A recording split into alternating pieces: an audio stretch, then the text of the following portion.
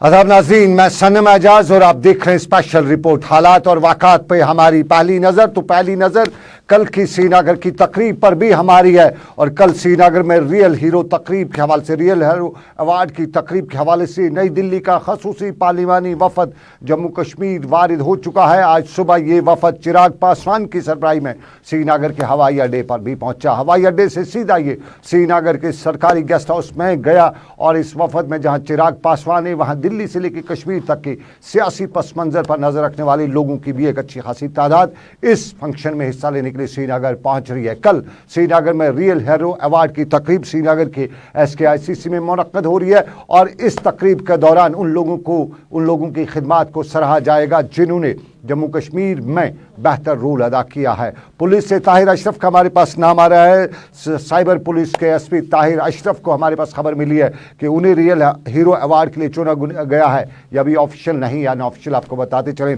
साथ साथ में सहाफ़ी का नाम भी हमें मालूम हुआ है। सलीम पंडित के बारे में मालूम हुआ है कि उन्हें भी रियल हीरो अवार्ड के लिए मुंतखब किया जा चुका है। आरिफ शफी वानी के बारे में भी बताया जाता है कि उन्हें भी रियल हीरो अवार्ड के लिए है। डॉक्टर जावेद मलिक चास डिजीज़ के बेमिना के डॉक्टर हेड ऑफ डिपार्टमेंट, उन्हें भी इस रियल हीरो अवार्ड के लिए चुना गया है। और कश्मीर यूनिवर्सिटी के प्रोफेसर अयूब को भी इस रियल हीरो अवार्ड के लिए चुना गया है। और कौन कौन कल ये रियल हीरो अवार्ड पाएगा, हमारे पास गैर सरकारी या गैर मुसद्दका इतलात के मुताबिक कई नाम तो लिए गए हैं, लेकिन हम उनकी तस्दीक नहीं कर सकते हैं। उनका नाम फ़िलहाल हम नहीं बता सकते, लेकिन हमें जो कुछ भी ज़राए से मालूम हुआ उसमें यही बताया गया है कि कल 10:30 बजे श्रीनगर के SKICC में ये तकरीब मुनक्कद हो रही है। और इस तकरीब के दौरान अमन आशनी की बात भी होगी। और माना यही जा रहा है कि ये जो पार्लिमानी डेलीगेशन है, नई दिल्ली का मरकज़ी पार्लिमानी पैनल जो है, इस पैनल की सरबराही चिराग पासवान लोक जनशक्ति पार्टी के लीडर कर रहे हैं। और चिराग पासवान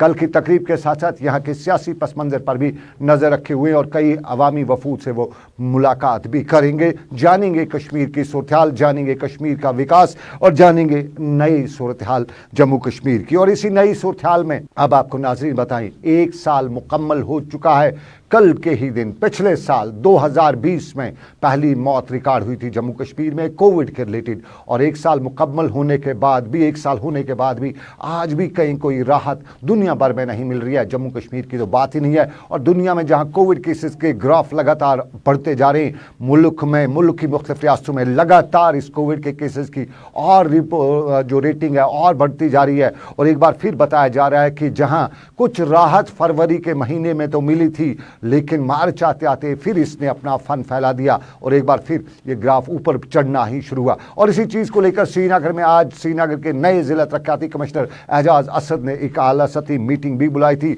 मेडिकल प्रोफेशन से लेके NGOs और दूसरे लोगों को भी इस मीटिंग में बुलाया गया था। उनके मशवरे लिए गए थे और मीटिंग के दौरान ज़मीनी हक़ाइक़ को जानने की कोशिश भी की गई और फैसले भी लिए गए। बड़ा फैसला ये भी आया कि मास्क ज़रूरी है और मास्क के बगैर जो श्रीनगर की सड़कों पे, ख़ास तौर पे शहर श्रीनगर रिलेटेड ये मीटिंग थी, श्रीनगर की सड़कों पर मिलेगा तो मास्क के बगैर जो होगा उसको फटाफट नकदी का जुर्माना भी देना पड़ेगा और साथ साथ में उसकी नाक में नकेल भी डाली जाएगी, कोविड का टेस्ट भी लिया जाएगा। एजाज असद ने हमारे साथ बात की और जब हमने ये मुद्दा उनसे पूछा और ये भी पूछा कि क्या जो बाहर से टूरिस्ट आ रहे हैं, बाहर से जो लोग आ रहे हैं, जो कश्मीरी बाहर गए या कश्मीर जो बाहर से लोग आ रहे हैं, उनके हवाले से क्या इक़दाम आते, तो दोनों पे एजाज असद ने खुल के बात की और बताया कि कोविड का खतरा अभी गया नहीं है, टला नहीं है, इसके लिए मुकाबला करना ज़रूरी है। देखिए, आज जो कोविड की सिचुएशन है श्रीनगर डिस्ट्रिक्ट में, उसके बारे में यहाँ हमने एक मीटिंग कन्वीन की थी। सबसे पहले तो मैं ये बताना चाहता हूँ कि कोविड की जो सिचुएशन है, पिछले कुछ दिनों से हम देख रहे हैं कि श्रीनगर ज़िला जो है, यहाँ काफ़ी ज़्यादा केसेस आने लगे हैं। जहाँ फरवरी के महीने में 30s में केसेस थे, एक कंसिस्टेंट रेट था पॉजिटिविटी का, पॉजिटिव केसेस पर डे। वहीं अगर आप देखें तो 70 से ऊपर केसेस आ रहे हैं मार्च के महीने से और लगातार बढ़ रहा है।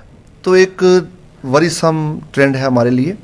और मैं ये भी कहना चाहूँगा कि कहीं ना कहीं अगर इस डिस्ट्रिक्ट में ये अज्यूम कर लिया हो, पब्लिक में ये बात हो कि अब कोरोना चला गया, तो वो गलत परसेप्शन होगा, क्योंकि virus is right here chasing us. तो कोरोना वायरस जो है वो गया नहीं है, वो अभी तक यहाँ पर है, और इससे लड़ने के लिए जो हमें स्ट्रेटजीज अडॉप्ट करनी है उसके हवाले से आज मीटिंग की गई। और अहम बात मैं ये बताना चाहता हूँ कि पब्लिक की जानकारी के लिए है कि आज हेल्थ डिपार्टमेंट के साथ जो मीटिंग हुई है उसमें ये फैसला लिया गया है। पहली चीज़ ये है कि विदाउट मास्क पब्लिक गैदरिंग्स में, पब्लिक प्लेसेस में सफ़र करते हुए, होटल्स पे, मॉल्स पे, किसी जगह भी अगर कोई शख्स भी विदाउट मास्क मिलेगा तो फाइन होगा, नंबर 1। नंबर 2, विद मास्क के बगैर जो भी शख्स मिलेगा, जहाँ पर भी होगा हमारी टीम पहुँचेगी और उसका ऑन स्पॉट कोविड टेस्टिंग होगी। ये 2 चीज़ें जो हैं बिल्कुल मैं आपके हवाले से ये बताना चाहूँगा। 2 फैसले लिए गए हैं और अहम फैसले हैं कि आज अगर हम इनफ मेजर्स लेंगे, इनफ स्टेप्स लेंगे तो हम अपना भी बचाव कर पाएंगे, अपने फैमिली का भी बचाव कर पाएंगे, अपने मोहल्ले वाले का भी, और अपने शहर का भी, श्रीनगर शहर जो है इसका भी बचाव होगा। देखिए, जो भी ट्रैवलर्स हैं जब एयरपोर्ट पर आते हैं उनकी टेस्टिंग होती है, और जो पॉजिटिव केस आता है उसको आइसोलेट किया जाता है, सेपरेट उसको एक फैसिलिटी में रखा जाता है। तो लिहाजा जो प्रोटोकॉल ऑलरेडी इन प्लेस है वो प्रोटोकॉल स्ट्रिक्टली फॉलो होगा और भी सख्ती से फॉलो होगा। लेकिन अहम बात यह है कि श्रीनगर डिस्ट्रिक्ट के अंदर जो स्टेप्स, जो SOPs हैं कोविड के, जो कोविड अप्रोप्रिएट बिहेवियर है वो हमें अडॉप्ट करना होगा। कोविड के हालात और इन पर इंतजामिया की नकेल कसने की शुरुआत, लेकिन इसी नकेल के बीच में कश्तवाड़ में भी इंतजामिया मुतहरिक हुई और कश्तवाड़ में तो इंतजामिया ने अब नाका लगा दिया, एंट्री पोस्ट बना दिया, और उस एंट्री पोस्ट से कश्तवाड़ जाने वाले हर शख्स को पहले जांचा जाएगा, परखा जाएगा, टेस्ट लिए जाएंगे। और जिला तरक्याती कमिश्नर कश्तवाड़ ने इस हवाले से आज बताया कि खुसूसी नाका लगाया जा रहा है ताकि कोविड को इलाके के, डिस्ट्रिक्ट की बाउंड्री से बाहर ही रोका जा सके। आपको बताना चाहूँगा कि कल ही हमने डिजास्टर मैनेजर DDMA की मीटिंग जो है वो कल यहाँ चेयर मैंने की है, जिसमें डिफरेंट ऑफिसर्स जो उन्होंने पार्टिसिपेट किया है। तो जैसा कि कुछ स्टेट्स में कोविड के केसेस बढ़ रहे हैं और हमारी स्टेट में भी पिछले 2-3 दिनों से कुछ डिस्ट्रिक्ट्स में नंबर थोड़ा बढ़ रहा है, तो ये एक चिंताजनक बात है। इसी सिलसिले में कल हमने एक मीटिंग की है और हमने ये उसमें डिसीजंस लिए हैं कि एक तो हम ठाठरी नाका जो है उसको स्ट्रेंथन करेंगे, रैंडम सैंपलिंग को वहाँ इंक्रीज करेंगे, और जितने भी ऑफिसेज और स्कूल्स जो खुले हैं, अब बच्चे भी स्कूल आना शुरू हो गए हैं, तो रैंडम सैंपलिंग वहाँ भी हम कंटिन्यू करेंगे विद द मोबाइल टीम्स, ताकि कोई भी अगर कैसा सस्पेक्ट केस हो उसको अर्ली डिटेक्शन करके हम निकाल सकें और बाकियों को बचा सकें। मेरा आपके माध्यम से लोगों को यही अपील रहेगी कि एक तो वो 2 गज की दूरी बना के रखें, मास्क पहने, और सैनिटाइजर्स और हैंड वॉश जो है, जो मेन हमारे प्रिकॉशनरी मेजर्स कोविड में लिए गए हैं, ऑलरेडी हमने लास्ट ईयर बहुत काम किया इस डिस्ट्रिक्ट में, तो वो सारे मेजर्स हमें दोबारा इन्फोर्स करने पड़ेंगे ताकि हमें लॉकडाउन जैसी सीरियस सिचुएशन को फेस ना करना पड़े। और चलिए अब हम कोविड के साथ ही सेहत महकमे की एक सेहत के हवाले से आपको खबर करते चलें। शोपिया के डिस्ट्रिक्ट अस्पताल के हवाले से इकबाल कटारिया नाम की बच्ची इलाज नमूनिया कराने गई थी। 6 साल की उम्र बताई जाती है और ये नमूनिया के इलाज कराने गई थी। इसको नमूनिया हुआ था, बताया यही गया था, डॉक्टर ने बताया, डॉक्टर ने उसको एडमिट रखा, लेकिन उसको जो इंजेक्शन वहाँ पर दिया जा रहा था, तो इकबाल कटारिया बता रहा है कि उसकी बेटी बाजिला का को जो इंजेक्शन दिया जा रहा था 6 साल बच्ची को, वो एक्सपायर था। उसने इस पर हल्ला गुल्ला मचा और एक्सपायर को उससे कैसे पता चला कि लगभग 4 दिन उसकी बच्ची को अस्पताल में जो दवाई दी जा रही थी वो एक्सपायर दवाई थी, और कल शाम को अचानक उसकी नजर पड़ी इंजेक्शन पे, उसने देखा गौर से एक्सपायरी डेट पड़ा तो मालूम हुआ तो ये तो पिछले साल की है, पिछले साल रिजेक्ट हो चुकी है, 2021 में भी दी जा रही है। और इसी चीज़ को लेकर वाविला इसने मचाया, सब लोगों तक बात पहुंचाई, इंतजामिया भी आई, इंतजामिया ने यहाँ पे भी सारे मामला को देखते हुए फटाफट इंक्वायरी के ऑर्डर्स दे दिए, और डिस्ट्रिक्ट एडमिनिस्ट्रेशन, जिला अस्पताल के एडमिनिस्ट्रेशन ने, CMO ने वहाँ पे बाज़ा, डिस्ट्रिक्ट एडमिनिस्ट्रेशन के साथ साथ CMO ने वहाँ पे इस मामले के अहकामात, इंक्वायरी के अहकामात दिए, और साथ में एक सिस्टर को, एक स्टाफ नर्स को सस्पेंशन के ऑर्डर्स भी मिले हैं। लोड वहाँ के मेडिकल सुप्रिंटेंडेंट के मुताबिक वहाँ पे ऐसा नहीं हुआ है। उन्होंने इसकी तरदीद करते हुए बताया कि कोई एक्सपायरी दवाई नहीं दी गई है। ताहम उन्होंने इस बात की तस्दीक किया कि वहाँ पे एक वाइल मिली है, अनयूज्ड वाइल मिली है जो एक्सपायरी डेट की थी, और वो इस जगह की जांच करें कि वो कहाँ से आई। उनके मुताबिक अस्पताल में एक्सपायरी डेट दवाई नहीं है। लेकिन क्या वाकई में अगर ऐसा होता है तो कैसे पता चलेगा कि इस बच्ची को एक्सपायरी डेट की दवाई नहीं मिली है? क्योंकि ये नमूनिया का शिकार थी, नमूनिया का बीमार थी, और ये अस्पताल में 4 दिन दवाई लेने के बाद भी कोई इंप्रूवमेंट नहीं दिखा रही थी। तो कहीं न कहीं इसको ये एक्सपायर दवाई जो बतौर साइड इफेक्ट ही दे सकती थी, कोई इफेक्ट नहीं दे सकती, पॉजिटिव इफेक्ट नहीं दे सकती थी, तो ठीक क्यों नहीं हुई? ये भी एक पहलू हमारे सिस्टम का। और इसी पहलू के साथ साथ आपको बताते चले कि कई और पहलू हैं, हम तालीम के मैदान पर भी चलेंगे, लेकिन उससे पहले आपको बताते हुए चले कि मैनेजमेंट स्टडीज़ के ज़ेर इत्माम आज एक रोज़ा इंटरप्रेन्योरशिप कैंप का इनेकाद सोपोर के डिग्री कॉलेज में किया गया। और यहाँ पर इस प्रोजेक्ट के तहत माली आनत और साइंस टेक्नोलॉजी से वाबस्ता तलबा और इनमें खुद रोज़गारी के रुझानात और इसके फ़रोग को, खुद रोज़गारी के रुझानात से आगाही और फ़रोग को मकसद देने की ज़रूरत से ये प्रोग्राम तरतीब दिया गया था। और यहाँ पर इस वर्कशॉप में ईडी जो के लोग जो हैं, इंडस्ट्रियल डिपार्टमेंट के लोग जो हैं, वो भी इसके साथ उनका इश्तराक रहा। और यहाँ डॉक्टर फारूक अहमद मलिक जो principal government degree college Sopore हैं, उन्होंने इस मौके पर अपने खुतबा इस्तकबालिया में नौजवानों पर जोर दिया कि वो इंडस्ट्रियल एंटरप्रेन्योरशिप की तरफ अपने रुझान को बढ़ाएं। हमारा यहाँ पे प्रोग्राम हमने ऑर्गेनाइज किया, ये बेसिकली एंटरप्रेन्योरशिप अवेयरनेस कैंप है जो हमने अंडर डीएसटी नीमैट प्रोजेक्ट किया और ईडिया अहमदाबाद की एसोसिएशन में किया। इस प्रोजेक्ट में हमने, इस प्रोग्राम में हमने बहुत सारे स्पीकर्स बुलाए थे। तो कुछ स्पीकर्स लाइन डिपार्टमेंट से थे, कुछ जेके ईडीआई से थे, डिस्ट्रिक्ट इंडस्ट्रीज से थे, खादी एंड विलेज इंडस्ट्रीज से थे, और एनिमल एंड शीप हस्बेंड्री से थे। ये सब स्पीकर ने एक्चुअली स्टूडेंट को बताया कि क्या अपॉर्चुनिटीज़ अवेलेबल है रिगार्डिंग एंटरप्रेन्योरशिप के लिए, और अगर वो अपना कुछ एस्टैब्लिश करना चाहते हैं, स्टार्टअप या कुछ एंटरप्रेन्योरशिप बिजनेस लगाना चाहते हैं, उसके लिए क्या अपॉर्चुनिटीज़ अवेलेबल है। तो चलिए, ये सोपोर की बात, तुलबा में हुनरमंदी की, तुलबा में नए साइंस टेक्नोलॉजी के इनकलाब की बात।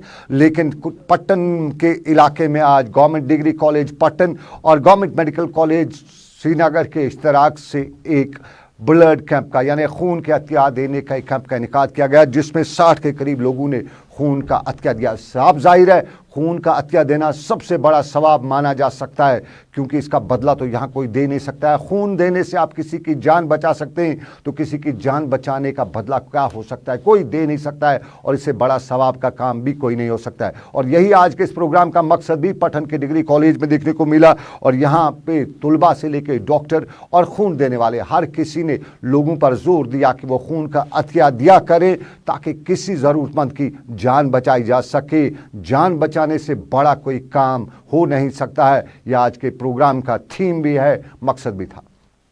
आज यहाँ पे ब्लड डोनेशन कैंप है जीडीसी पटन में। आज जो ये ब्लड है ये नीडी पीपल्स के लिए काम आता है, मतलब जो गरीब लोग हैं हॉस्पिटल में पड़े हुए हैं उनके लिए काम आएगा सर। अभी आप दे रहे हो, क्या महसूस कर रहे हो आप? सर बिल्कुल ठीक महसूस कर रहा हूँ, कोई प्रॉब्लम नहीं है। मतलब अगर मैं किसी को ब्लड दूंगा फिर वो किसी को काम आए, जो नीडी हो, जो गरीब होगा, वो खुशकिस्मती की बात है सर।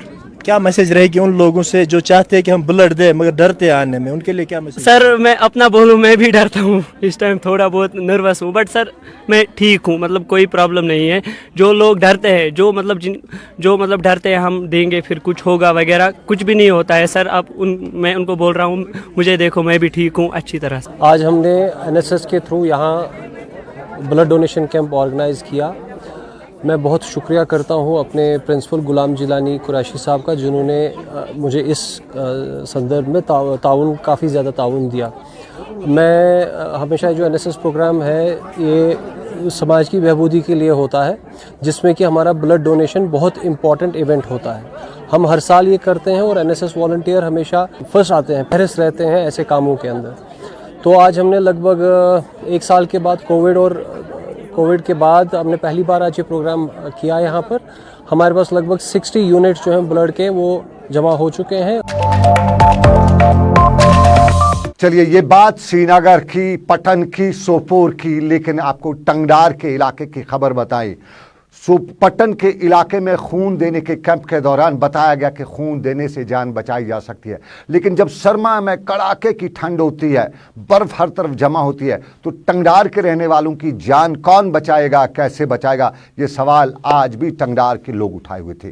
टंगडार के इलाके में आज एक जलसे आम भी हुआ। ये जलसे आम किसी सरकारी जमात, पॉलिटिकल जमात या किसी और का नहीं था। ये वहाँ के मुकामी लोग थे, मुकामी ज़ेज़त शहरी थे, वहाँ के मर्द ज़न बाहर निकले थे अपना एक पुराना मुतालबा लेके। और टंगडार के लोगों का कोई बड़ा मुतालबा तो है नहीं, लेकिन बहुत पुरानी डिमांड है, और ये डिमांड है कि उनको दुनिया के साथ जोड़ा जाए। और ये जोड़ सिर्फ टनल से, साधना टनल से हो सकता है। लेकिन कई सरकारें आई, कई पॉलिटिकल पार्टीज़ ने वोट लिए, वहाँ के लोगों को कई बार यकीन दिलाया कि इधर वोट डालिए, अगले महीने आपकी टनल पे काम शुरू होगा, लेकिन प्रैक्टिकली उस टनल का कभी कुछ हो नहीं सका। और यही मुद्दा आज टंगडार के लोग लेके बीच मैदान में, बीच सड़क पे आए हुए थे, मांग कर रहे थे कि जिल्लत कुपवाड़ा का दूर दराज का इलाका टंगडार, और उसको अगर दुनिया से जोड़ना है तो टनल से जोड़ना है, और जब तक न टनल से जोड़ा जाएगा तब तक वो दुनिया से कटे रहेंगे। और इसी चीज़ को लेकर वो जिला तरक्याती कमिश्नर कुपवाड़ा इमामुद्दीन से जहां अपील भी करे थे, वहीं रियासत के एलजी से लेके नितिन गडकरी और वज़ीर-ए-आज़म तक ये बात पहुंचाना चाहते थे कि अगर उनकी इस मांग को, जो बकौल उनके सही और जायज़ मांग है, पूरा नहीं किया जाता है तो फिर नताइज कुछ और हो सकते हैं। शुरुआत होगी उनकी भूख हड़ताल से, और उसके बाद वो बाकी मामला को भी उठाएंगे। ये टंगडार के लोग तहिया किए हुए हैं, और आज इसी मुद्दे को लेकर मुकामी लोगों ने सरकार तक के बात पहुंचाने की गुजारिश भी की।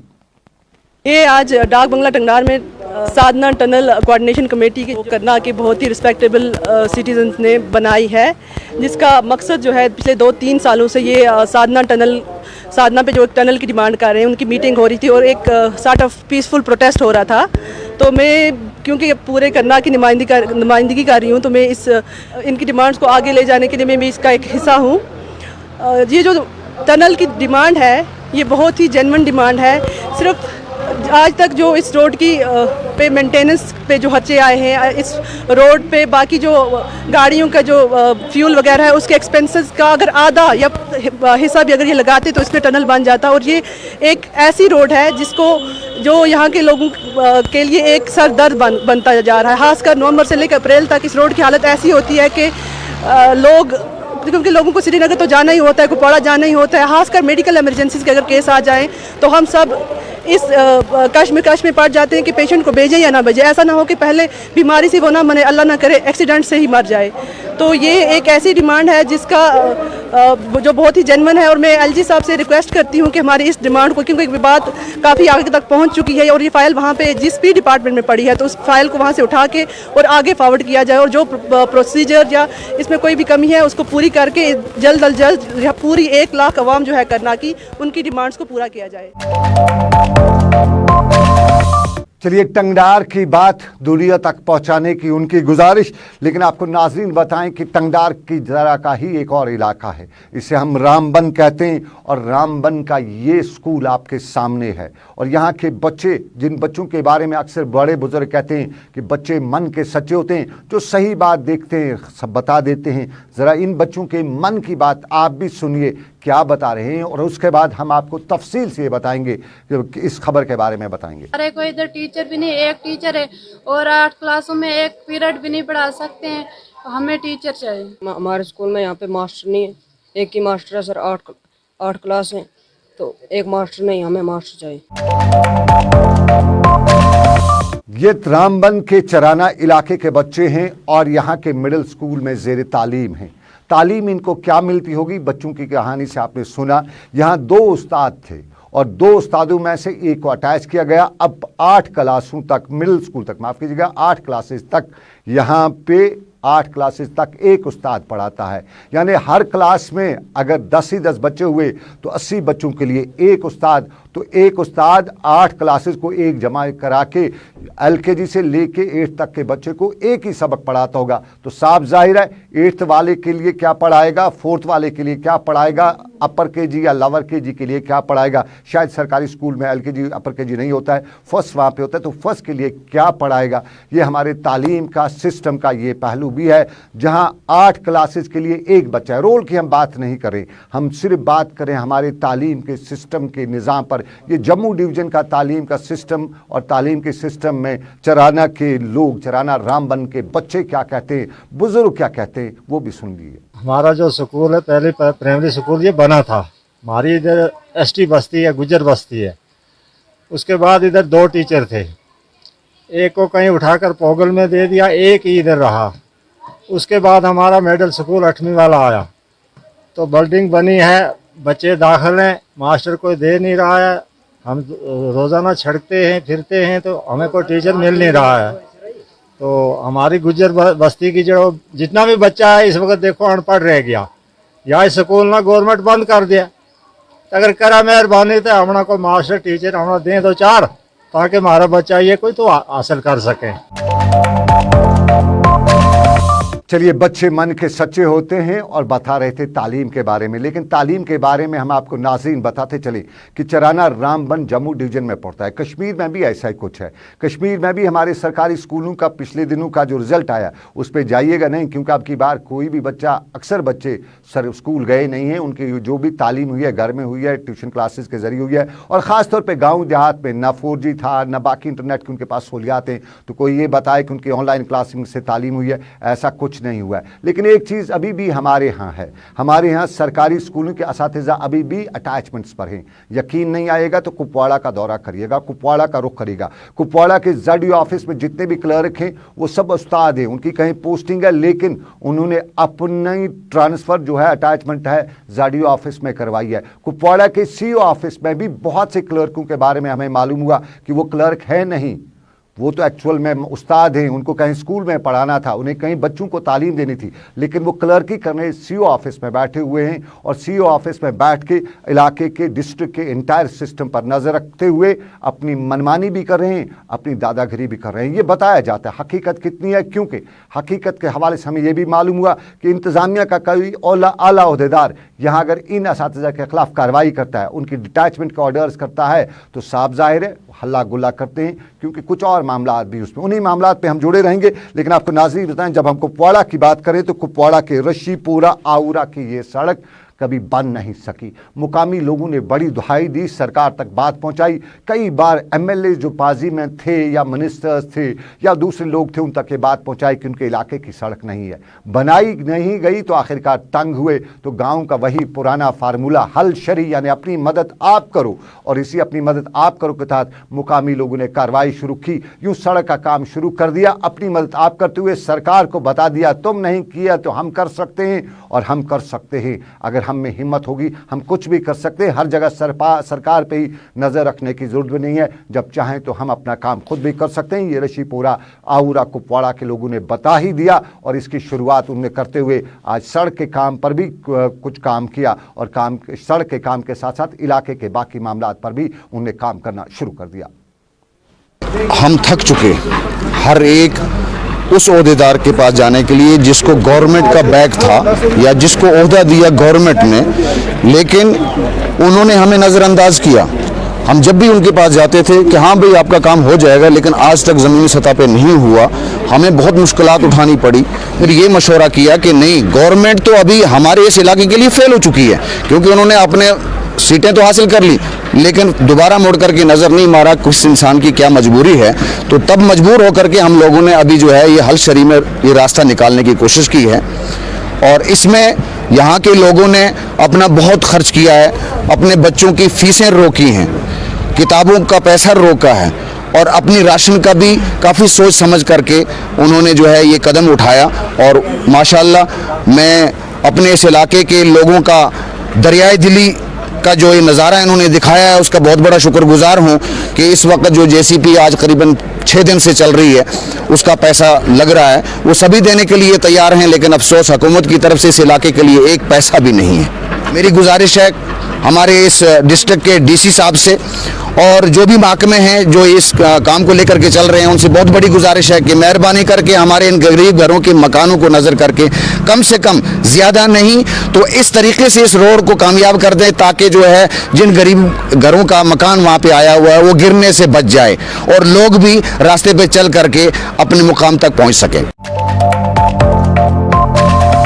चलिए ये कुपवाड़ा की बात, लेकिन कुलगाम में लोग बिजली की इजाफी बिलों पर लोग परेशान हैं और आज कई लोगों ने वहां पे मुजाहरा किया। नायकपुरा, कुलगाम, ऋषिपुरा, वहां के लोगों ने आज मुजाहरा करते हुए बताया कि एक तो कोविड की मार, उस पर बिजली की इजाफी बिलों की मार, और इसी को देखते हुए उन्होंने आज सरकार तक ये बात पहुंचाने की कोशिश की कि उनके पास वसाइल नहीं है, रोजी रोटी को तरस रहे हैं और उस पर अब बिजली के महकमे की नई परेशानी, और इस परेशानी से उन्होंने रियासत के एलजी से अपील की कि उन्हें इससे नजात दिलाई जाए।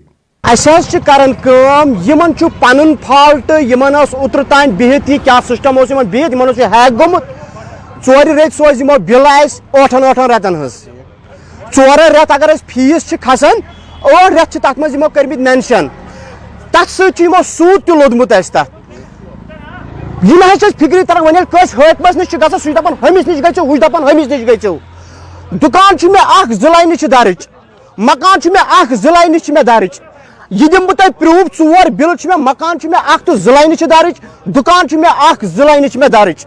तुम वन मे यह कुछ इंसाफा खुदा रा कर इंसाफ मंगन माफी असी गई वनस तान गलती भरो फीस कर डिस्कनेक्ट।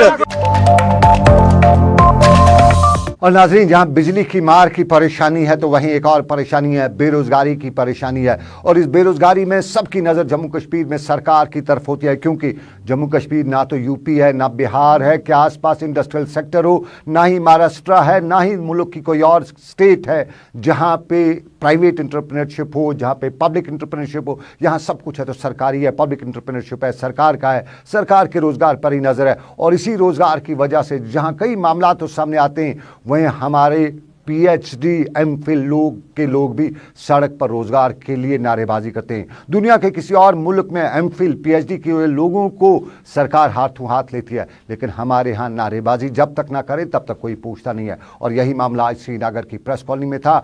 सरकार के ही कई मामलात में नुक्स उठाते हुए ये हमारे डॉक्टर्स, ये स्कॉलर्स बताते थे कि सरकार के ही पुर्जे में कहीं न कहीं उन्हें खराबी नजर आ रही है और सरकार को इस खराबी को दूर करना चाहिए। हम यहाँ पे एमफिल और पीएचडी स्कॉलर्स है। 21 फरवरी को एक नोटिफिकेशन आती है हायर एजुकेशन डिपार्टमेंट की तरफ से, उसमें हर डिग्री को अलग अलग वेटेज, जो भी डिग्री है हर डिग्री को अपना वेटेज दिया जाता है। और कुछ दिन पहले, चंद दिनों पहले एक कोरिजेंडम पास इशू किया जाता है गवर्नमेंट द्वारा, हायर एजुकेशन डिपार्टमेंट द्वारा, और उसमें एमफिल डिग्री का वेटेज जो है वो ख़त्म किया जाता है जी। और जिनको पीएचडी और एमफिल दोनों डिग्रियां हैं इक्वल पॉइंट्स दिए जाते हैं। अगर किसी का पीएचडी है उनके 38 पॉइंट्स है, और अगर किसी का एमफिल और पीएचडी है और उनको भी खाली 38 पॉइंट्स ही दिए जा रहे हैं। इसी हिसाब से अगर हम देखेंगे जो नेट और पीएचडी जिनके पास है उनके एक्स्ट्रा 8 पॉइंट्स मिल रहे हैं। या तो नेट और पीएचडी के इक्वल पॉइंट उतने ही पॉइंट्स मिलने चाहिए जितने एमफिल और पीएचडी के पॉइंट्स दिए जा रहे हैं। तो चलिए नाज़रीन, ये हमारे सिस्टम का एक ढीला पुर्जा जिसको ठीक करने की ज़रूरत हो, और अगर ये ठीक हो जाता है तो हमारे यहाँ मुक़द्दर या यूँ कहें तो किस्मत की देवी चमक उठेगी। हमारे नौजवान रोज़गार कमा सकेंगे, हमारे नौजवान अपना आप मनवा सकेंगे। लेकिन फ़िलहाल श्रीनगर के स्टूडियो से मुझे मेरे साथी समीर वानी के साथ इस वादे के साथ दीजिए इजाज़त कि रब्बे कायनात की रही मर्ज़ी, आपसे फिर होगी मुलाकात। आप रखिएगा अपना ख्याल। अल्लाह आपका मेरा सबका निगहबान हो। अल्लाह हाफ़िज़।